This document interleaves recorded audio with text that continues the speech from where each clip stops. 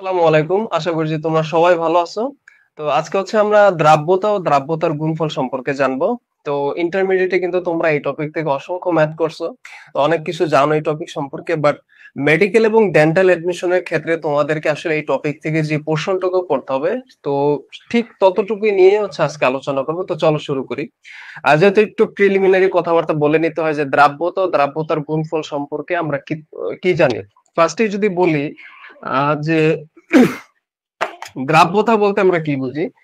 Suppose মনে করো যে সোডিয়াম ক্লোরাইড। তুমি কি করছো? একটু আগেও কিন্তু বোর্ডে লেখা ছিল যে সোডিয়াম ক্লোরাইড কি হইছে? যে এইটা তুমি হচ্ছে 100 মিলি পানির ভিতর হচ্ছে তুমি কি করবা? দ্রবীভূত করবা।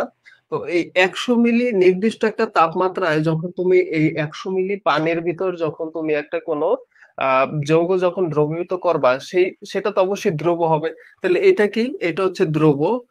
এবং এই 100 মিলি পানি এটা হচ্ছে দ্রাবক, ঠিক না? এটা হচ্ছে দ্রাবক। তাহলে এই দ্রব যখন তুমি নির্দিষ্ট তাপমাত্রায় কোনো দ্রাবকে যখন তুমি এটা সম্পৃক্ত দ্রবণ করার যখন চেষ্টা করবা, তখন সেই দ্রবের পরিমাণটাই হবে হচ্ছে দ্রাব্যটা। আশা করি বুঝতে পারছো। আমি যদি আরেকটু গুছাই বলি যে নির্দিষ্ট তাপমাত্রায় কোনো দ্রাবকে যতটুকু পরিমাণ দ্রবীভূত করলে সম্পৃক্ত দ্রবণ পাওয়া যায়, সেই দ্রবের পরিমাণটাই হচ্ছে দ্রাব্যতা। তো আশা করছি বুঝতে পারছো। এরপর যদি বলি যে দ্রাব্যতার গুণফল কি, কারণ হচ্ছে আমরা আজকে দুইটা টপিক নিয়ে কথাবার্তা বলবো। যে ফার্স্টে বুঝে নিলাম যে দ্রাব্যতা কি, এরপর আসছি দ্রাব্যতার গুণফল। যে কোনো একটা যখন আয়নিক আহ যৌগ, অর্থাৎ আয়নিক যৌগে যখন হচ্ছে সাম্য অবস্থায় থাকে, অর্থাৎ আয়নিক বন্ধনের মাধ্যমে যখন কোন একটা আয়নিক যৌগ পাওয়া যায়, তখন ওরা তো দেখা গেছে দুইটা সাম্য অবস্থায় থাকে। তখন ওই আয়ন গুলোর যেই ঘনমাত্রা আছে না, সেই ঘনমাত্রার গুণফলটাকেই বলা বলা হচ্ছে যে দ্রাব্যতার গুণফল। অর্থাৎ আমি যদি একটু এক্সাম্পল দেই, সাপোজ মনে করো যে সিলভার ক্লোরাইড। এটা হচ্ছে একটা কি আয়নিক কম্পাউন্ড। এখন এরা সম সমান অবস্থায় আছে। তো সমান অবস্থা বলতে বোঝানো কি বোঝাচ্ছি? যে এরা হচ্ছে আয়ন গুলো, এদের মধ্যে ব্যালেন্স আছে, ঠিক আছে, অর্থাৎ এরা স্থিতিশীল। তো যখন এটা কি হবে, ঘনমাত্রা হবে, এই মৌলগুলো যখন ঘনমাত্রা হবে, এই ঘনমাত্রার যে গুণফল, এই গুণফলটাকে আমরা বলতেছি দ্রাব্যতার গুণফল, ঠিক আছে, একবারে ইজিলি। তাহলে এখন দ্রাব্যতা এবং দ্রাব্যতার গুণফল, এই দুইটার মধ্যে তোমাদেরকে সম্পর্কটা জানতে হবে যে এই দুইটার মধ্যে রিলেশনটা আসলে কোথায়। সেটা যদি আমি একবারে সিম্পল ওয়ার্ডে যদি তোমাদেরকে বলি, তাহলে জিনিসটা এমন হবে। আমরা তো জানি যে দ্রাব্যতাকে কি দ্বারা প্রকাশ করা হয়? এস দ্বারা প্রকাশ করা হয়। আর দ্রাব্যতার গুণফলকে কি দ্বারা প্রকাশ করা হয়? কে এস কি দ্বারা প্রকাশ করা হয়, ঠিক না? তাহলে এই দুইটার সম্পর্ক হবে এই যে একটু আমি লিখছি। সাপোজ মনে করো সিলভার ক্লোরাইড। এখানে কি হলো, ধরে নেই যে সিলভারের হচ্ছে দ্রাব্যতা এস এবং ক্লোরিনের দ্রাব্যতা হচ্ছে এস। তাহলে কি হবে, এই দুইটার যে ঘনমাত্রা আছে,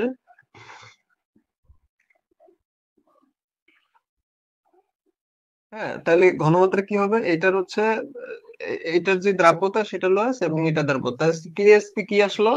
KSP is equal to S square আসলো। এটাই হচ্ছে তোমার এই দ্রাব্যতা এবং দ্রাব্যতার গুণফলের মধ্যে রিলেশনটা। তাহলে এখান থেকে কিন্তু এস এর মানটা তুমি বের করে নিতে পারবে। আহ যদি বলে যে সিলভার ক্লোরাইডের মধ্যে সিলভারের মোলার ঘনমাত্রা কতটুকু, তখন দ্রাব্যতার গুণফলের একটা মান দেওয়া থাকলো, তখন তুমি কিন্তু এসটা নির্ণয় করে দিতে পারবা। এটা মানটা ওই পাশে পাঠায়, ঠিক আছে। এই আরেকটা এক্সাম্পল যদি দেখাই, আরেকটা সহজ এক্সাম্পল যদি দেখাই, তাহলে আশা করি ক্লিয়ার হয়ে যাবা। যে ক্যালসিয়াম ক্লোরাইড, ঠিক আছে। তো এটা কি হবে, ক্যালসিয়াম 2+, এবং হচ্ছে, হ্যাঁ, 2 মোল ক্লোরিন মাইনাস। তো দেখো এটার হচ্ছে কি হবে, তোমার মোলার ঘনমাত্রা যদি করি, তাহলে এটা এরকম হবে যে,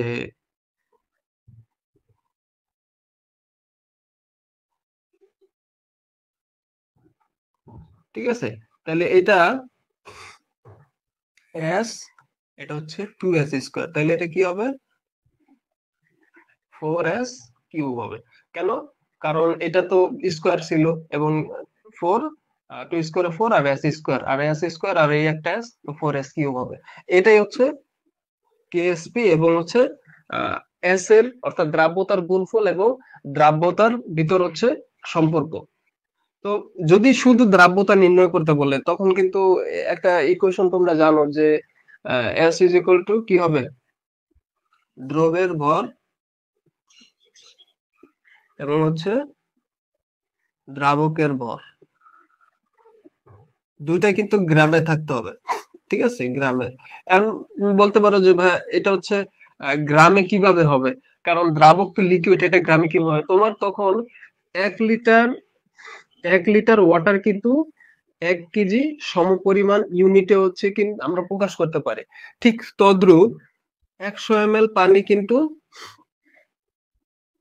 100 গ্রামের সাথে আমরা সমপরিমাণে কিন্তু হচ্ছে আমরা প্রকাশ করতে পারি। ঠিক আছে, তো এছাড়াও ইন্টু 100 এটার সাথে ইন্টু 100 এছাড়াও এটাকে যদি তুমি সাংকেতিক ভাবে যদি প্রকাশ করো তাহলে এরকম হবে যে s is equal to m divided by m minus m into 100। এছাড়াও তুমি এটা ছাড়াও আরো একটা ইকুয়েশন আছে, সেটা হচ্ছে s is equal to w into 1000 divided by mb। So তোমার আসলে ডিপেন্ড করতেছে কোশ্চেনে কি দেওয়া থাকে। এখন বলতে পারো যে ভাই আপনি ইকুয়েশন গুলো কেন দেখাচ্ছেন, মেডিকেলে তো ম্যাথ আসে না। মেডিকেলে ছোট ছোট দেখবা যে ম্যাথ থাকতে পারে, ঠিক আছে, কেমিস্ট্রি থেকে অত ম্যাথ না থাকলেও এই গুণগত রসায়ন, তারপর হচ্ছে পরিমাণগত রসায়ন, এরপর হচ্ছে পরিবেশ রসায়ন, এই সকল চ্যাপ্টার থেকে তড়িৎ রসায়ন, এই সকল চ্যাপ্টার থেকে দেখবা যে ছোট ছোট ছোট ছোট ম্যাথ একবার দিয়ে দিতে পারে এবং খুব ডিপ ম্যাথ দিবে, করতে বেশিক্ষণ লাগবে না, কিন্তু দেখবা যে একবারে তোমার প্রশ্নটা বুঝতে পারলে তুমি হচ্ছে খুব ইজিলি করতে পারো। ঠিক আছে, তো এই হলো বিষয়। তো এরপরে তোমাদেরকে যে ব্যাপারটা জানতে হবে যে কেএস মানে কেএসপি এবং কেআইপি আয়নিক গুণফল আয়নিক গুণফল এবং দ্রাব্যতার গুণফলের ভিতর যে তোমার একটা তুলনা আছে যে আয়নিক গুণফল এবং হচ্ছে দ্রাব্যতার গুণফল, এই দুইটা যদি সমান হয় তাহলে সেক্ষেত্রে কি হবে, দ্রবণটা কি হবে, দ্রবণটা কিন্তু সম্পৃক্ত দ্রবণ হবে। ঠিক আছে, কেআইপি থেকে যদি কেএসপি যদি বড় হয় তখন কি হবে, অসম্পৃক্ত দ্রবণ হবে। ঠিক আছে, এটা একটু মনে রাখবা কারণ এমসিকিউ তে আসতে পারে। আর কেআইপি এর মানটা যদি বড় হয় কেএসপি থেকে,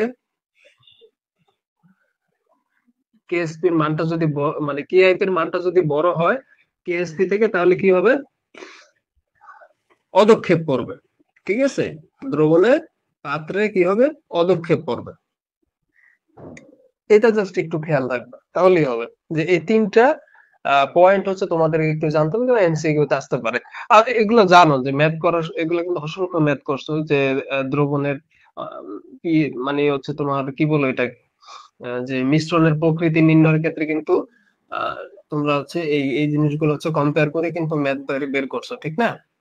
সর্বশেষ এই টপিকটা থেকে আমরা যেটা জানবো, দেখো আমরা একটু ডান পাশে লিখে রাখছি যে পানিতে দ্রবণীয়তা। হ্যাঁ, আয়নিক যৌগের পানিতে দ্রবণীয়তা। তার আগে বলি, আয়নিক যৌগের পানিতে দ্রবণীয়তা ডিপেন্ড করতেছে দুইটা শক্তির উপর। কয়টা? দুইটা। একটা হচ্ছে হাইড্রেশন শক্তি আর একটা হচ্ছে ল্যাটিস শক্তি। কি কি বলছি? প্রথমটা কি বলছি? হাইড্রেশন শক্তি। ঠিক আছে, হাইড্রেশন শক্তি। এই হাইড্রেশন শক্তি জিনিসটা কি? হাইড্রেশন মানে কিসের সাথে একটু মিল পাওয়া যাচ্ছে? হাইড্রেটেড, হাইড্রোজেন, এগুলোর সাথে না। তার মানে হাইড্রেশন শক্তি বলতে আরেকটা জিনিস বুঝি, হাইড্রেশনের সাথে কিন্তু জলীয় জলীয় একটা আমরা একটা ফ্লেভার পাচ্ছি, ঠিক না? কারণ পানির মধ্যে তো এইচ আছে, এইচ হচ্ছে হাইড্রোজেন, তো হাইড্রোজেন থেকে হাইড্রেশন। সো দেখো এখানে কিন্তু একটা জলীয় জলীয় একটা ভাইব পাচ্ছ।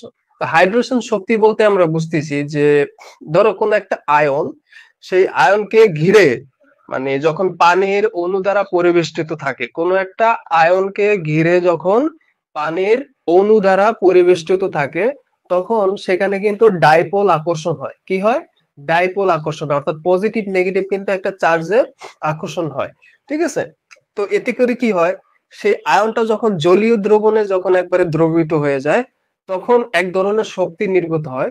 সেই শক্তিকে আমরা বলতেছি হাইড্রোজেন শক্তি। আবার বলি যে কোন একটা আয়ন, সেটা ক্যাটায়ন হইতে পারে, সেটা অ্যানায়নও হইতে পারে, পজিটিভ হইতে পারে, নেগেটিভও হইতে পারে। সেই আয়নকে ঘিরে যখন জলীয় পানির অণু দ্বারা পরিবেষ্টিত থাকে, অর্থাৎ মনে করো যে সোডিয়াম, সোডিয়াম হচ্ছে একটা আয়ন। এখন এই আয়নকে ঘিরে পানির অণু দ্বারা, সব হচ্ছে একুয়াস সলিউশন, হ্যাঁ, একুয়াস, একুয়াস দ্বারা জলীয় দ্রবণ আমি বোঝাচ্ছি আর কি এক কথায়। তো এই পানির অণু দ্বারা কি হলো, পরিবেষ্টিত করে রাখছে।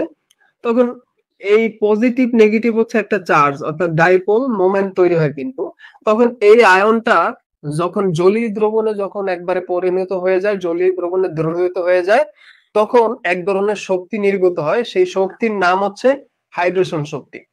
এটা একটু মাথায় রাখো। এরপর আমরা আসি লেটিস শক্তি। কারণ এই দুইটা আমাদেরকে জানতে হবে যে লেটিস শক্তি এবং হাইড্রোজেন শক্তিটা আমরা কেন জানবো। কারণ পানিতে আসলে কোনো যৌগ দ্রবণীয় হবে নাকি হবে না, সেটা ডিপেন্ড করবে হচ্ছে তার হাইড্রেশন শক্তি অথবা লেটিস শক্তির উপর। লেটিস শক্তি কি? লেটিস শক্তি হচ্ছে যে আয়নিক যৌগ, এটা একটু মাথায় রেখো। আয়নিক যৌগ কিভাবে তৈরি হয়? ইলেকট্রন ত্যাগ বা গ্রহণের মাধ্যমে। তার মানে এখানে তোমার হচ্ছে বিপরীত ধর্মী, তোমার হচ্ছে আয়নের একটা খেলা হয়, পজিটিভ নেগেটিভের।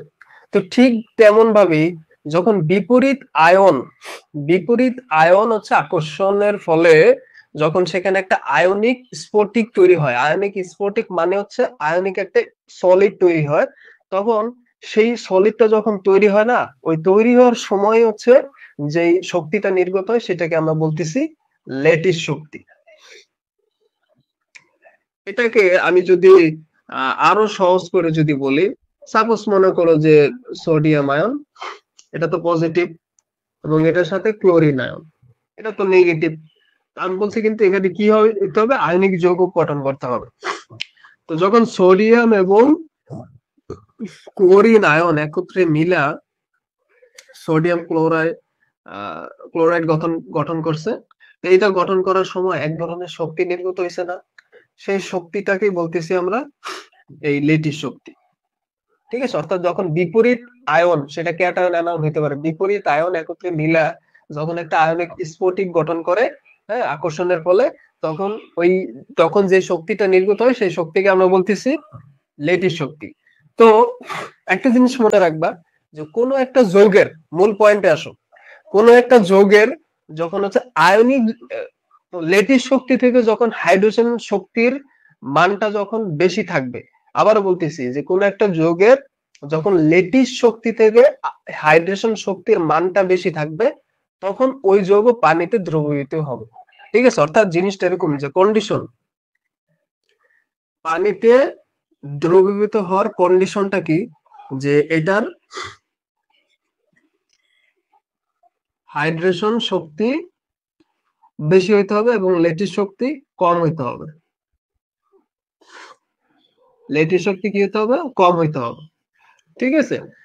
বলতে পারো যে এটার এত কেন আমি হচ্ছে এটা ডিটেলসে বলতেছি, কারণ এখান থেকে মূলত কোশ্চেন আসে। এই গুণগত রসায়নে দেখবা যে ম্যাথের থেকে থিওরি টাইপের কোশ্চেন হচ্ছে বেশি থাকে। তোমার হচ্ছে 19-20 কত, 19-20 কিন্তু হচ্ছে তোমার একটা কোশ্চেন আছে ডেন্টাল এবং মেডিকেল একসাথে আসছে, যে বলছে যে নিচের কোনটি পানিতে সবচেয়ে বেশি দ্রবণীয়। অ্যান্সার হচ্ছে অ্যামোনিয়া। এখানে বাকি তিনটা অন্য কার্বন আবিজাবি দিয়ে রাখছে, অ্যান্সার হচ্ছে অ্যামোনিয়া। আসতেছি। তো কন্ডিশনটা মনে রাখো। এই কারণেই আমি হচ্ছে এই টপিকটা নিয়ে একটু আলোচনা করতেছি, যে লেটিস শক্তি থেকে যখন হাইড্রোজেন শক্তির পরিমাণটা বেশি থাকবে, তখন সেটা হচ্ছে পানিতে দ্রবীভূত হবে। তো এখানে দেখো কিছু আমি এক্সাম্পল দিয়ে রাখছি, যে সিলভার ক্লোরাইড, তারপর silver bromide, barium sulphate, lead sulphate, এগুলো কিন্তু অদ্রবণীয়। এগুলা কি? অদ্রবণীয়। তার মানে কি, এটা হচ্ছে লেটিস শক্তির মান হচ্ছে বেশি, এগুলার হাইড্রেশন শক্তির মান হচ্ছে কম, এই কারণে এটা পানিতে অদ্রবণীয়।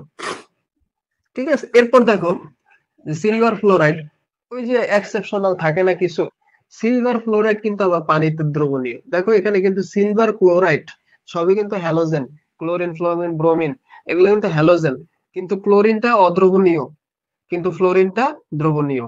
Point to be noted, important কিন্তু এই জিনিসটা।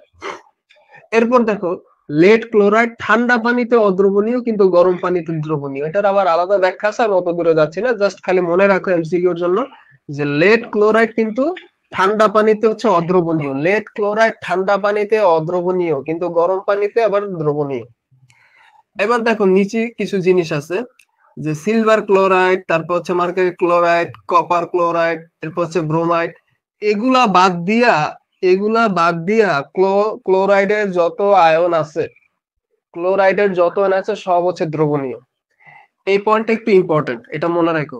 এগুলা কিন্তু অদ্রবণীয়। এই যে আমি এখানে ক্রস দিয়ে রাখছি, যে lead chloride, sorry silver chloride, mercury chloride, এরপর হচ্ছে কপার ক্লোরাইড, কপার ব্রোমাইড, এগুলা হচ্ছে পানিতে অদ্রবণীয়। কিন্তু এগুলা বাদ দিয়া বাকি যত ক্লোরাইডের যত আয়ন আছে না, সেগুলা কিন্তু আবার দ্রবণীয়। এটা একটু খেয়াল রাখবা। সর্বশেষ যেটা, যে সোডিয়াম এবং অ্যামোনিয়ার যত পৃথিবীতে যত লবণ আছে, সোডিয়াম এবং অ্যামোনিয়ার যত লবণ আছে সব হচ্ছে পানিতে দ্রবণীয়। এই জন্য কিন্তু ওই যে এমসিকিউতে আসছিল যে নিচের কোনটি সবচেয়ে বেশি জলীয় দ্রবণে দ্রবীভূত হয়, সেটা কি অ্যামোনিয়া। তো আশা করছি বুঝতে পারছো তোমরা ক্লাসটা। তো ঠিক এইভাবেই আমরা আরো দুই একটা ক্লাস নিব এই চ্যাপ্টার থেকে, তারপর আবার আমরা নেক্সট চ্যাপ্টারে ঠিক সেম ভাবে হচ্ছে আমরা আগাবো। তো এই চ্যাপ্টার থেকে আজকে মূলত 5টা টপিক হচ্ছে আমরা আলোচনা করছি, দ্রাব্যতার গুণফল সম্পর্কে। আরো 3টার মতো টপিক আছে, তারপর হচ্ছে আমাদের এই গুণগত কমপ্লিট হবে। তো এই জন্য এক্সাম ফিলিক একাডেমিতে তোমরা সবসময় নজর রাখবে, এবং এটা কিন্তু ইউটিউব চ্যানেলে কিন্তু আপলোড হবে। তো তোমরা ইউটিউব থেকে দেখতে পারো, আমাদের ফেসবুক পেজেও আপলোড করা হয়, এবং ফেসবুক আমাদের যে গ্রুপ আছে, তোমার হচ্ছে এক্সাম ফিলিক একাডেমি, সেই গ্রুপ হচ্ছে তোমরা পেয়ে যাবে। ঠিক আছে, তো একটু পড়াশোনায় মন দাও। আর হচ্ছে মেডিকেল যেহেতু, কেমিস্ট্রি এবং বায়োলজিটা অবশ্যই খুব ডিপলি একটু পড়তে হবে, বিশেষ করে থিওরিটা। তো সবাই ভালো থাকো, আসসালামু আলাইকুম।